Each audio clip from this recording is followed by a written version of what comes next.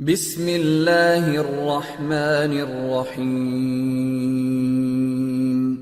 رب زدني علما. Again, as we move on, we'll try to see some of the switch different types of layer 2 attacks. Like there is something called MAC table overflow attacks or MAC flooding attack. Even there are some VLAN hopping attacks, spoofing attacks. There are different types of layer 2 attacks which can be introduced by an attacker. We'll try to see the basic overview of how it can happen. And our main focus will be on understanding how we can mitigate those particular attacks.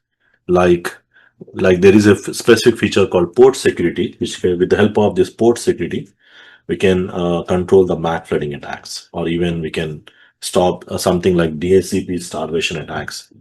Even there is a DHCP spoofing attack, which is to prevent DHCP spoofing attack, and the solution is DHCP snooping. So like that, there are different options. Again, as we move on, we'll try to see some of these features as we move on. Okay, so we'll go one by one. So initially, we'll start with one of the basic options. Okay, so these are some of the layer 2 attacks which can happen. And our main focus is how we can use the switches to enable some of the security features to overcome those kind of attacks.